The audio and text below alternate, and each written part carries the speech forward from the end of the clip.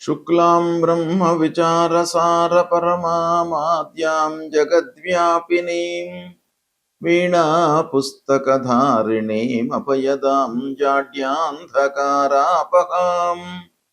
హస్తే స్ఫాటికమాలికాం విదదతీం పద్మాసనే సంస్థితాం వందే తాం పరమేశ్వరీం భగవతీం బుద్ధిప్రదాం శారదాం. శ్రీ మహాగణాధిపతయే నమః. శ్రీ మహాసరస్వత్యై నమః. శ్రీ గురుభ్యో నమః. శని గోచారము ఎలా ఉంటుంది అంటే 12 రాసులలో శనేశ్వరుడు సంచరిస్తూ ఉన్నప్పుడు మనకు ఎలాంటి ప్రభావాన్ని ఇస్తాడు అనేటువంటి విషయాన్ని మనం విశ్లేషించినట్టయితే శనికి అత్యంత ప్రాధాన్యత ఉంది గోచారం లోపల. ఎందుకు అనంటే శని అనంటేనే శనైశ్చరుడు అంటే మందగమనుడు, అంటే మెల్లగా సంచరించేటువంటి వాడు. అంటే ఒక రాశిలో 2.5 సంవత్సరాలు సుమారుగా ఉంటాడు. కనుక ఆ శని యొక్క ఎఫెక్ట్ అనేది ఆ రాశిలో జన్మించినటువంటి వారికి చాలా ఉంటుంది. కాబట్టి శని గోచారము అత్యంత ప్రాధాన్యతను సంతరించుకున్నటువంటి సంచారం. కనుక శని యొక్క ప్రభావము, శని అనగానే మనం భయపడవలసినటువంటి అవసరం లేదు. కాదంటే గోచార రీత్యా శనికి 3 స్థానాలు శుభస్థానాలుగా చెప్పబడి ఉన్నాయి. 3, 6, 11 అంటే 3వ స్థానము, 6వ స్థానము, 11వ స్థానంలో సంచరిస్తున్నప్పుడు శుభ ఫలితాన్ని ఇస్తాడు. మిగతా స్థానాలలో సంచరిస్తున్నాడు అంటే మిగతా స్థానాలు అనంటే ద్వాదశ, జన్మ, ద్వితీయ, చతుర్థ, అష్టమ ఈ స్థానాలలో సంచరిస్తున్నప్పుడు ప్రతికూల ఫలితాలను ఇస్తాడు. మిగతా స్థానాలు కొంత మధ్యస్థంగా ఉంటాయి. అయితే ప్రతికూలంగా సంచరిస్తున్నప్పుడు కూడాను అందరికీ ఒకే రకమైనటువంటి ప్రభావాన్ని చూపించడం. ఎందుకు అనంటే వాళ్ళ యొక్క రాస్యాధిపతికి శనికి ఉన్నటువంటి మిత్రత్వము, శత్రుత్వము, సమత్వము ఇలాంటి విషయాలను కూడాను మనం దృష్టిలో పెట్టుకొని చూడవలసి వస్తుంది. జన్మ సమయంలో ఆ శనేశ్వరుడు ఉన్నటువంటి స్థితి, అష్టక వర్గులో ఉన్నటువంటి పాయింట్స్, ఇవన్నీ కూడా ఎన్నో విషయాలు మనం కూలంకషంగా చూసిన తర్వాత ఇదమిద్దంగా శని యొక్క ప్రభావం ఎలా ఉంటుంది అనే విషయాన్ని మనం నిర్ధారణ చేసుకోవాలి. తదనుగుణంగా ఫలితాలను చెప్పుకోవడం అనేటువంటిది మనకు శాస్త్రం చెప్తుంది. కాబట్టి శని అనగానే మీరు భయపడవలసినటువంటి అవసరం లేదు.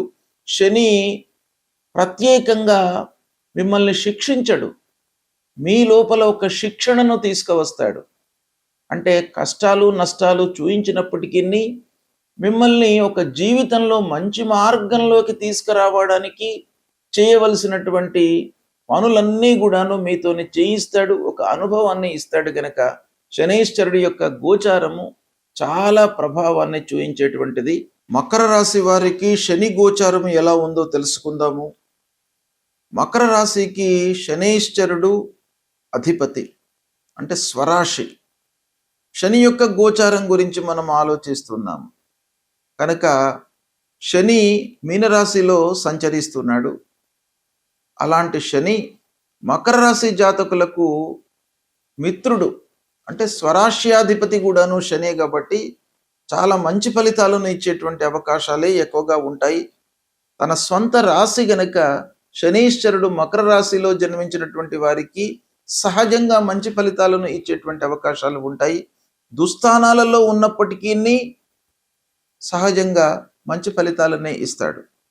అయితే అలాంటి శనీశ్వరుడు మకర రాశి వారికి 3వ స్థానంలో తామ్రమూర్తిగా 29 మార్చి 2025 నుండి 3/6/2027 మధ్యకాలంలో సంచరిస్తున్నాడు. ఇది చాలా శుభప్రదమైనటువంటి సంచారము, బాగా కలిసి వస్తుంది, మంచి ఫలితాలను ఇస్తాడు. ఈ సమయం లోపల మీ లోపల ధైర్య సాహసాలు పెరుగుతాయి, ఆలోచించి నిర్ణయాలు తీసుకుంటారు, సమయస్ఫూర్తితో వ్యవహరిస్తారు. పోస్ట్పోన్మెంట్ నేచర్ లేకుండా ఎప్పటికీ అప్పుడు మీరు నిర్ణయాలు తీసుకుంటూ కార్యసాఫల్యాన్ని పొందేటువంటి అవకాశాలు బాగా ఉన్నాయి.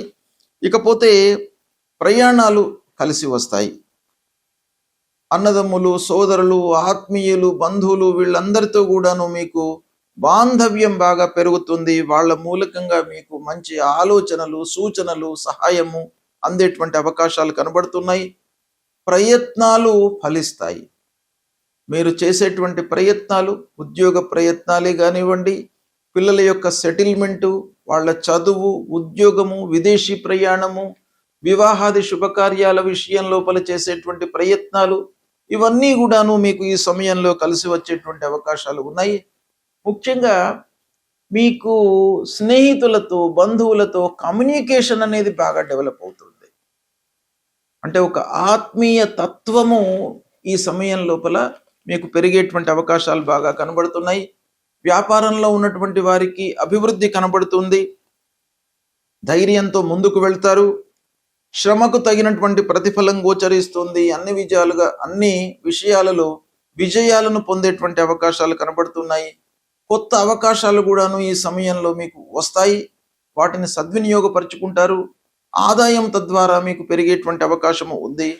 నలుగురి లోపల గౌరవ మర్యాదలను పొందుతారు. శక్తి కూడాను మీ లోపల పెరుగుతుంది. అంటే మీకు ధైర్యంతో పాటుగా ఎఫిషియన్సీ పెరుగుతుంది. ముఖ్యంగా ఈ సమయం లోపల రాస్యాధిపతి శని గోచార రీత్యా మంచి స్థానంలో ఉన్నాడు కాబట్టి మీ లోపల ఒక ఎఫిషియన్సీ పెరుగుతుంది. అంటే నైపుణ్యత పెరిగి సక్సెస్ రేటును మీకు ఆ శనీశ్వరుడు మూలకంగా మీరు పొందేటువంటి అవకాశాలు బాగా కనబడుతున్నాయి. ముఖ్యమైనటువంటి విషయం ఏంటంటే, ఒక గోల్ మీ మనసు లోపల ఇది సాధించాలి అనేటువంటి ఒక లక్ష్యము ఉంటుంది. దాన్ని మీరు సాధిస్తారు. ఈ సమయం లోపల మీ లోపల ప్రణాళికాయుతమైనటువంటి పనులు చేసేటువంటి ఒక క్రమశిక్షణ అనేటువంటిది పెరుగుతుంది. ఈ విధంగా ధనము రావాల్సినటువంటిది, డబ్బు రావాల్సినటువంటిది కూడా మీకు చేతికి అందుతుంది. కీర్తి ప్రతిష్టలను పొందుతారు. అన్ని విధాలుగా డెవలప్మెంట్స్ కనబడుతున్నాయి. ఉద్యోగంలో స్థిరత్వము, వ్యాపారంలో స్థిరత్వము, రాజకీయ పరంగా మీకు మంచి సమయము, అనుకూలమైనటువంటి కార్యకర్తలు, హైఅప్స్, వీళ్ళందరితో కూడాను మీకు ఆత్మీయత, ఒక బంధము పెరుగుతుంది. సాహసించి మీరు ముఖ్యంగా పనులు చేస్తారు. ఓవరాల్గా చూసినట్టయితే మకర రాశి వారికి ఈ సమయము సంపూర్ణ శుభ ఫలితాలు శని మూలకంగా కలగబోతున్నాయి. సద్వినియోగపరచుకోండి. శనైశ్చరుడు అంటే శని ప్రతికూలంగా ఉన్నప్పుడు మనం ఏం చేయాలి అనేటువంటి విషయం కూడాను చాలా ప్రాధాన్యాన్ని సంతరించుకున్నటువంటి విషయం. శని తప్పకుండా ఏదో రకంగా మనను కష్టపెడుతుంటాడు. ఆదాయము విషయంలో ఇబ్బంది పెడతాడు. అనేక రకమైనటువంటి ఫలితాలు మనకు చేతికి అందవలసినటువంటివి ఏదో రకంగా మిస్ అవుతుంటాయి. ఇలాంటి అనేక విషయాల లోపల మనకు శని యొక్క ప్రభావము ఉంటుంది. అంటే సాధారణంగా శని మనకు శాస్త్రం ప్రకారంగా గోచార రీత్యా 3 స్థానాల్లో సంచరిస్తున్నప్పుడు మంచి ఫలితాలను ఇస్తాడు. అంటే 3, 6, 11 స్థానాలు అవి శుభ స్థానాలు. అంటే శుభ ఫలితాలను సహజంగా ఇచ్చేటువంటి స్థానాలు 3. అంటే దాదాపు 12 స్థానాలలో 3 స్థానాలు అని అంటే మనకు 25% మనకు మంచి ఫలితాలు శనీశ్వరుడు మూలకంగా సహజంగా, అంటే స్థానరీత్యా, గోచార రీత్యా ఇచ్చేటువంటి అవకాశాలు ఉన్నాయి. ఇక మిగతావి ద్వాదశ స్థానము, జన్మస్థానము, ద్వితీయ స్థానము, చతుర్థ స్థానము, అష్టమ స్థానము, ఈ 5 స్థానాలు చాలా మనను కష్టపెడతాడు, ఇబ్బంది పెట్టేటువంటి స్థానాలు. ఇక మిగతా స్థానాలు కొంత మధ్యస్థంగా ఉంటాయి.